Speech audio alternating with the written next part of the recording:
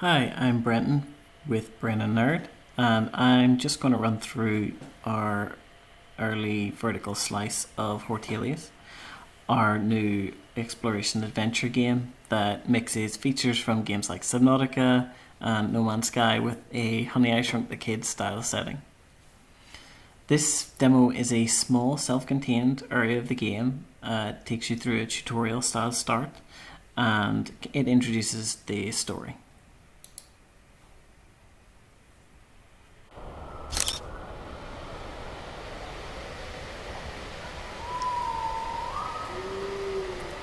So here we are with our main character has just teleported into this area. He thinks he's being teleported to an alien planet to explore.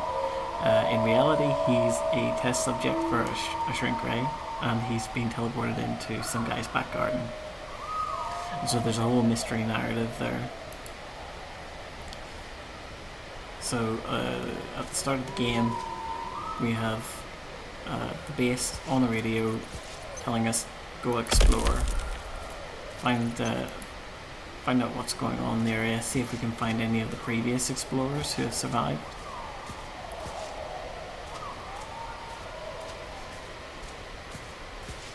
So there are resources throughout the map that you can pick up. There are some that, like this one, that I can't access until I get the right piece of equipment. So I'll need a pickaxe to get rid of all this rock and get at that quartz.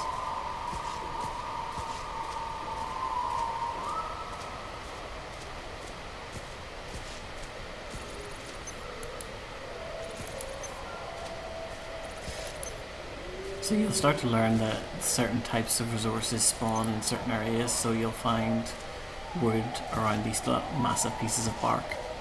You'll find useful rock around larger rocks. And that's a whole procedural generation system that we have in place, so that the world can be slightly different for each player. It's also one of those things where we need to make a game on a massive scale, and really the only way to do that is through procedural generation tools. So we have the dynamic depth of field effect there. You can see that keeps things in the distance difficult to make out, so that it keeps that exploration factor and the immersion of it.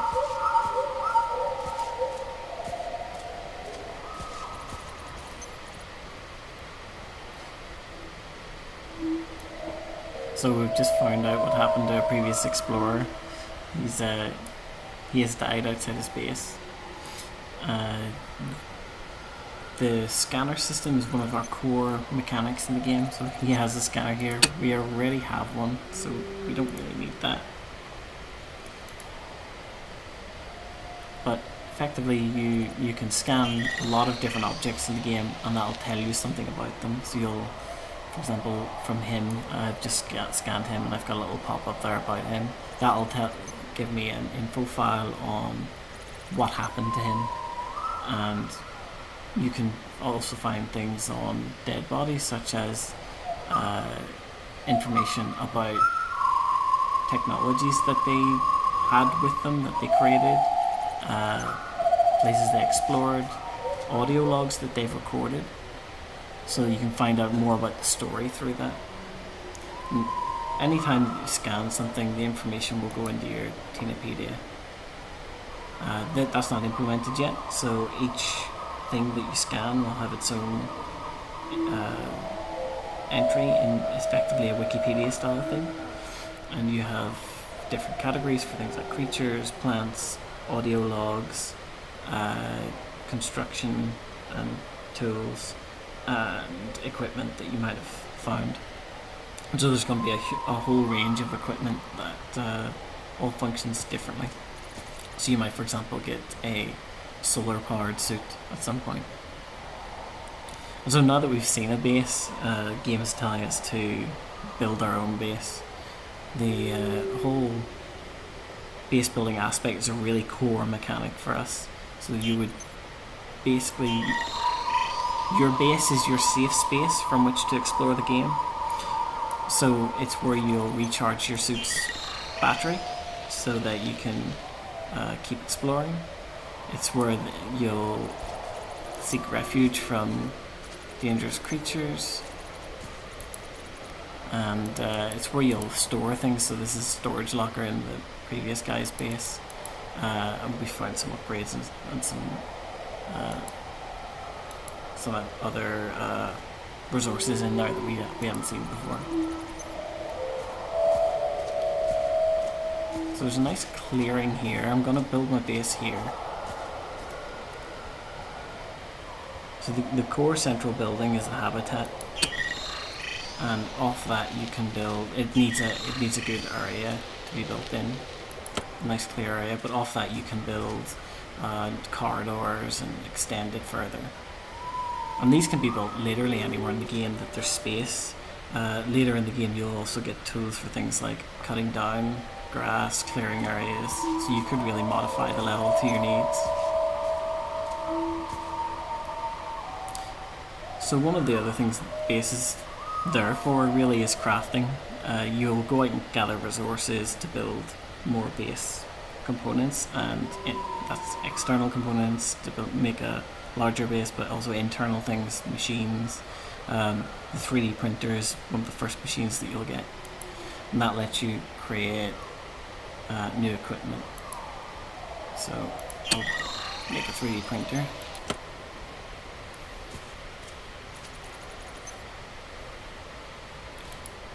So the only blueprint we have right now for a piece of equipment is the pickaxe. That will be useful. That will let us mine certain types of resources that we can't otherwise get. So we have like a crafting queue here as well. So you can have a certain number of things crafting at the same time. And then that means we can have things that take a long time to make. And so you'll go out and explore while that's crafting. Some of the other things that you'll build in your base are the food synthesizer and like a hydroponic planter. And that'll be where you'll grow food and turn it into something usable, and that feeds into the whole survival mechanics. Our main survival mechanics will be food, water. You can see down at the bottom there's some placeholders there for hunger, thirst, health. There'll be hostile creatures that will attack you. Environmental things that can kill you. The temperature in different areas is also going to be a big deal, because when you're on this kind of scale, you could quite easily overheat. And obviously your suit is self-contained. It has an oxygen meter, and when it has a battery set up so that when the battery runs out, it can no longer process your oxygen.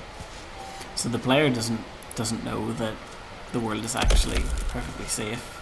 He thinks that he's on an alien planet, might be dangerous, so he'll never take his helmet off. Oh. So there's one of the hostile creatures. Some of them will be friendly. So for example, there might be a butterfly that you could grab onto and that'll take you somewhere high up. But this guy will chase me because I got too close to his eggs. And it just kills you.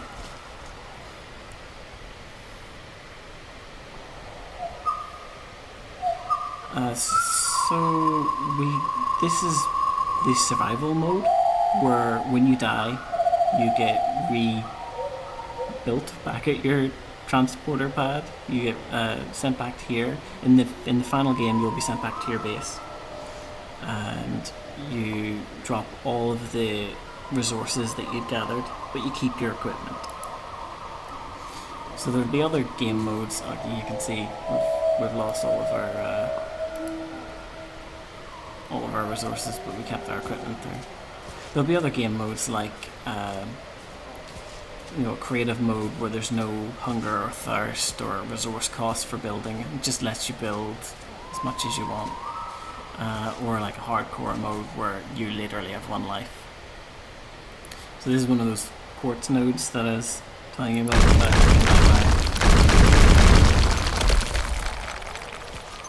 I can always pick up that loose rock, but it doesn't actually do anything.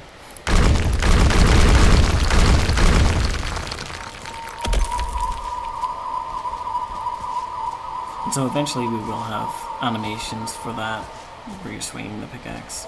We'll have a variety of other tools, so there's more simple tools like that, the manual tools, and then a lot more advanced tools that we're planning on getting the game. Pieces of technology that you need more advanced materials to craft. So that fits in with our whole biome system. So the game is set up in these different areas, different biomes that have different resources, visuals. They will have different explorers who have been to them, and you'll find secrets like bases that have been set up and data disks that have been left behind by those explorers. You'll find audio logs, blueprints for pieces of technology they brought with them, and some things that they've just improvised on their own. So the goal of the game is effectively each biome has a particular survival challenge or some challenge to stop you getting out of it. This one is surrounded on all sides by walls that you'll need some kind of climbing equipment to get out of. And eventually you will find an explorer that has figured out how to make this climbing equipment. You'll learn his recipes and then go get the resources to craft it. Ooh, I want to die again. If I leave him alone, he'll leave me alone. The spider is procedurally animated, so it can walk over any terrain, and it has an AI system so that it will perceive you as a threat if you get too close to its eggs, or if you enter its sight area.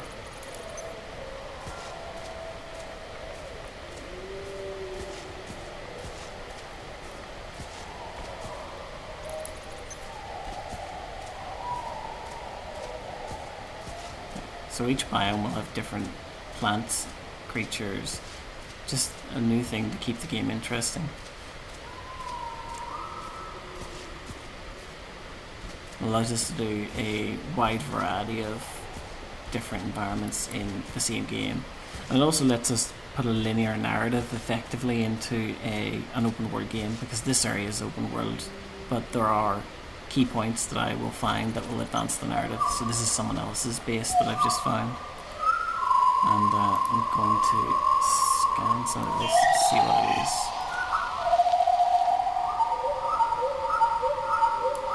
So that's a small generator, a shield generator, so obviously he was trying to keep the spider away. So that should give you clues as to maybe what happened to that explorer, and if we search around for a while we might find him. It's worth noting that not all the explorers will be dead. Some of them have survived, and that will be later in the story that you'll encounter those, and they'll help you untangle the mystery of what's going on back at the research lab. Why were you sent to pretend to explore an alien planet when you're actually being sent to some guy's back garden?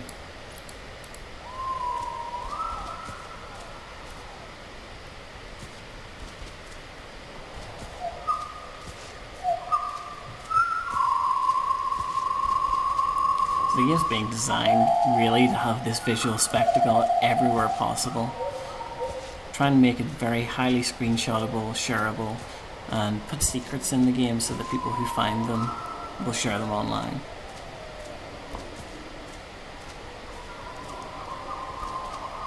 So we haven't found the explorer, but we've found this structure. And this marks the end of the demo. This is where the end of the first area, where your character finds something irrefutable, realizes that he's been shrunk, and he then gets cut off by the boss, and he's on his own. So the rest of the story you'll have to uncover through finding the previous explorers and finding logs that they've left behind. And that's it.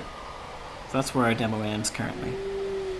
This is a small section of one biome that we've designed.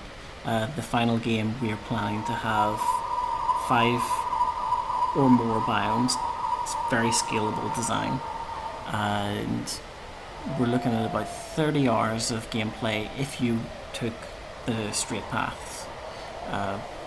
But this type of game, people do tend to put a lot more hours into it. I put hundreds of hours into it, building expansive bases and exploring.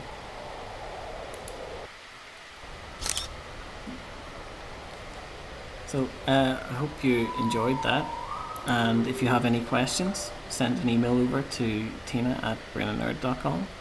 You can download and play this build as well. This is ready to play. Thanks.